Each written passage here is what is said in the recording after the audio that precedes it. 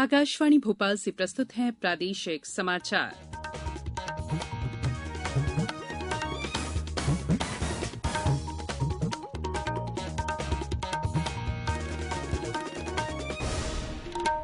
नमस्कार, समाचारों के साथ मैं संयुक्ता बैनर्जी। सबसे पहले इस बुलेटिन के मुख्य समाचार। प्रदेश में हुई मानसून की जोरदार बारिश, शाम जनजीवन हुआ अस्त व्यस्त। राज्य में नगरीय निकाय निर्वाचन के दूसरे और अंतिम चरण में कल 214 नगरीय निकायों में वोट डाले जाएंगे। और राज्यपाल ने कहा, बुजुर्गों के अधिकारों के संरक्षण के लिए सामाजिक वातावरण बनाना जरूरी। अब समाचार विस्तार से। बुलेटिन की शुरुआत करेंगे मौसम से जुड़ी खबर के साथ। राजधानी भोपाल सहित प्रदेश के अधिकांश क्षेत्रों में पिछले रविवार से शुरू हुआ बारिश का दौर कल भी जारी रहा। बीते 24 घंटों के दौरान जोरदार बारिश होने से कई क्षेत्रों में नदी नाले उफान पर आ गए और आम जनजीवन प्रभावित हुआ। प्रदेश में सबसे अधिक 20 सेंटीमीटर बारिश विदिशा में दर्ज की गई। यहां स्कूलों में अवकाश घोषित किया गया। अलीराजपुर में 18 सेंटीमीटर, इटारसी और सौंसर में 17 सेंटीमीटर बारिश हुई। नर्मदापुरम जिले में लगातार बारिश होने से नदी नाले उफान पर हैं। छिंदवाड़ा में कन्हान नदी उफान पर आ गई है, जिससे छिंदवाड़ा नागपुर हाईवे पर यातायात प्रभावित हुआ। नर्मदापुरम, शाजापुर, रायसेन, सीहोर जिलों में रेल लाइन के पार जाने के लिए बनाए गए अंडरपास रास्तों पर पानी भर गया। राजधानी में हुई तेज वर्षा से हवाई यातायात में भी बाधा पहुंची और कुछ फ्लाइट्स को इंदौर डायवर्ट किया गया। भोपाल के बड़े तालाब का जलस्तर 1.25 फीट बढ़ गया है। वहीं मौसम विभाग ने अगले 24 घंटों के दौरान राज्य के नर्मदापुरम, भोपाल, इंदौर, जबलपुर, सागर, उज्जैन और शहडोल संभागों में कहीं कहीं भारी बारिश की चेतावनी दी है। इसके अलावा रीवा, चंबल और ग्वालियर संभागों में कहीं कहीं बारिश या गरज चमक के साथ बौछारें पड़ने की संभावना है। प्रदेश में नगरीय निकाय निर्वाचन के दूसरे और अंतिम चरण में कल 13 जुलाई को 43 जिलों के 214 नगरीय निकायों में सुबह 7 बजे से शाम 5 बजे तक वोट डाले जाएंगे। मतदान वाले क्षेत्रों में बीते सोमवार को शाम 5 बजे चुनाव प्रचार थम गया। वोटिंग के लिए 6,829 मतदान केंद्र बनाए गए हैं। इन केंद्रों पर 39,09,280 मतदाता अपने मताधिकार का उपयोग कर सकेंगे। राज्य निर्वाचन आयुक्त बसंत प्रताप सिंह ने बताया है कि दूसरे चरण में 5 नगरपालिका निगम, 40 नगरपालिका परिषद और 169 नगर परिषद में मतदान होगा।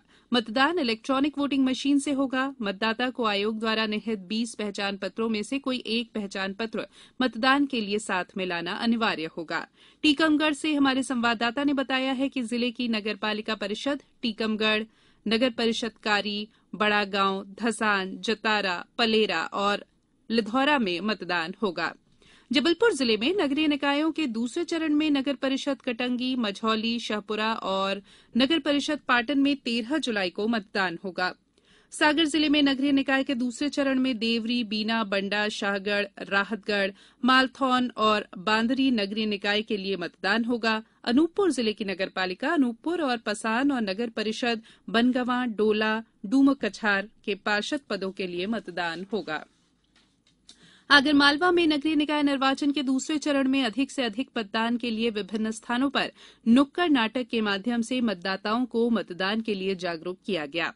मुरैना, बैतूल, शिवपुरी सहित राज्य के अन्य मतदान वाले जिलों में चुनाव प्रचार कल शाम थम गया। निर्वाचन वाले क्षेत्रों में अधिक मतदान की प्रेरणा देने वाले कार्यक्रम आयोजित किए जा रहे हैं। हमारे कटनी संवाददाता ने बताया कि नगर निगम के लिए कल चुनाव प्रचार थम गया। इससे पहले सभी दलों ने अपने उम्मीदवारों के पक्ष में चुनाव प्रचार के लिए पूरी ताकत लगाई। कांग्रेस की तरफ से पूर्व मुख्यमंत्री कमलनाथ प्रचार करने कटनी पहुंचे। वहीं भाजपा के लिए केंद्रीय मंत्री ज्योतिरादित्य सिंधिया ने रोड शो कर भाजपा प्रत्याशी को जिताने की अपील की। मुख्यमंत्री शिवराज सिंह चौहान भी 2 बार कटनी पहुंचे। रतलाम में नगर निगम चुनाव प्रचार के अंतिम दिन भाजपा के महापौर प्रत्याशी और पार्षद प्रत्याशियों ने विभिन्न क्षेत्रों में जनसंपर्क किया। वहीं अशोकनगर जिले की 4 नगरीय निकाय मुंगावली, चंदेरी, पिपरई और ईसागढ़ में निर्वाचन के लिए आज मतदान सामग्री का वितरण किया जा रहा है। नीमच में कल नगरीय निकाय निर्वाचन के तहत ईवीएम से मतों की गणना, उनके सारणीकरण और सुरक्षा व्यवस्था के संबंध में पुलिस अधिकारियों को प्रशिक्षण दिया गया। मुरैना में राज्य निर्वाचन आयोग ने नगरीय निकायों के दूसरे चरण की मतगणना की तारीख 18 की बजाय 20 जुलाई नियत की है। ये समाचार आप आकाशवाणी भोपाल से सुन रहे हैं। हमारे समाचारों को अब आप कभी भी और कहीं भी अपनी सुविधा के अनुसार सुन सकते हैं। ये समाचार बुलेटिन यूट्यूब, ट्विटर और फेसबुक पर AIR न्यूज भोपाल पेज पर सुने जा सकते हैं। इसके अलावा आप हमारी वेबसाइट news.air.com पर या AIR न्यूज ऐप पर भी समाचार सुन सकते हैं। ब्रेक के बाद बुलेटिन में एक बार फिर आपका स्वागत है। राज्यपाल मंगूभाई पटेल ने वृद्धजनों के अधिकारों के संरक्षण के लिए सामाजिक वातावरण निर्माण पर बल दिया है। युवाओं की सोच का दिशा दर्शन और भावी पीढ़ी को संस्कारित करने की जरूरत बताई है। राज्यपाल श्री पटेल कल RCVP नरोन्हा प्रशासन और प्रशासकीय अकादमी भोपाल में प्रदेश और राष्ट्रीय मानव अधिकार आयोग द्वारा आयोजित राष्ट्रीय सेमिनार को संबोधित कर रहे थे। उन्होंने कहा कि स्कूल कॉलेजों में वरिष्ठ नागरिकों के अधिकारों के संबंध में वैचारिक चिंतन किया जाना चाहिए। राज्यपाल को कार्यक्रम में वरिष्ठ नागरिकों के अधिकारों के संबंध में जन जागरण के लिए विषय विशेषज्ञों के आलेखों के संकलन की पुस्तिका वृद्धजनों के अधिकार की प्रथम प्रति भेंट की गई। राज्यपाल श्री पटेल ने वर्तमान परिदृश्य में युवा पीढ़ी और वृद्धजनों के मध्य आत्मीय भाव में हो रही कमी की चिंता भी व्यक्त की। उन्होंने कहा कि वृद्धजन अधिकार संरक्षण और जन जागरण के प्रयासों को ग्रामीण और वंचित वर्गों तक पहुंचाने के प्रयास जरूरी हैं।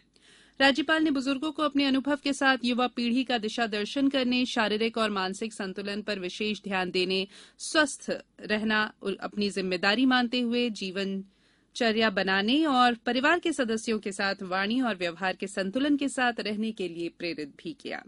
शिक्षा पाठ्यक्रम में राष्ट्र, समाज के साथ ही माता पिता के त्याग और बलिदान का एहसास कराना जरूरी है। ऐसा करने से भावी पीढ़ी पालकों के प्रति कृतज्ञता से भरी रहेगी, जिन्होंने बड़े होने पर विवाह के बाद माता पिता को छोड़ देने की पीड़ा को प्रसंग के द्वारा समझाया। राज्य मानव अधिकार आयोग के चेयरमैन NK जैन ने वरिष्ठ नागरिकों के अधिकारों के संबंध में वैश्विक और राष्ट्रीय परिप्रेक्ष्य पर चर्चा भी की। उन्होंने विकास की आपाधापी में संस्कृति की धरोहर बुजुर्गों की उपेक्षा और दोयम दर्जे के व्यवहार को भारतीय नैतिक जीवन मूल्यों का अवमूल्यन बताया। अब कुछ समाचार संक्षेप में। प्रधानमंत्री नरेंद्र मोदी आज झारखंड के देवघर में 16,000 करोड़ रुपए से अधिक की विभिन्न विकास परियोजनाओं का लोकार्पण और शिलान्यास करेंगे। रक्षा मंत्री राजनाथ सिंह ने कल नई दिल्ली में रक्षा मामलों की संसदीय सलाहकार समिति की बैठक की अध्यक्षता की और समिति के सदस्यों को हाल में शुरू की गई अग्निपथ योजना के तमाम पहलुओं के बारे में जानकारी दी। विज्ञान और प्रौद्योगिकी राज्य मंत्री डॉ जितेंद्र सिंह ने कहा कि भारतीय अंतरिक्ष अनुसंधान संगठन इसरो के साथ लगभग 7 स्टार्टअप पंजीकृत हुए हैं। भारत और इंग्लैंड के बीच 3 एकदिवसीय अंतर्राष्ट्रीय क्रिकेट मैचों की श्रृंखला का मैच आज लंदन में खेला जाएगा। ये मैच भारतीय समय के अनुसार शाम 5:30 बजे शुरू होगा।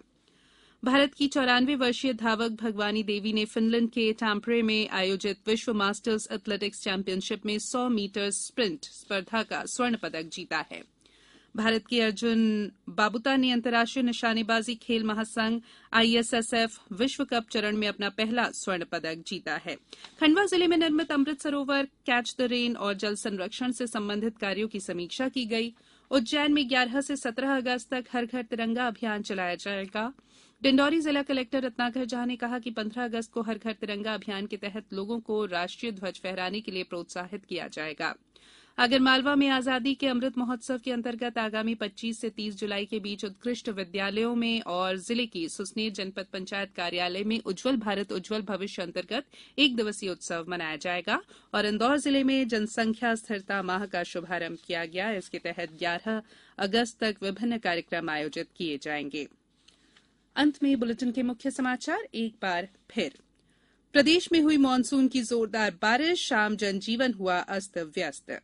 राज्य में नगरीय निकाय निर्वाचन के दूसरे और अंतिम चरण में कल 214 नगरीय निकायों में वोट डाले जाएंगे। और राज्यपाल ने कहा, बुजुर्गों के अधिकारों के संरक्षण के लिए सामाजिक वातावरण बनाना जरूरी। इस बुलेटिन में इतना ही। इजाजत दीजिए। नमस्कार।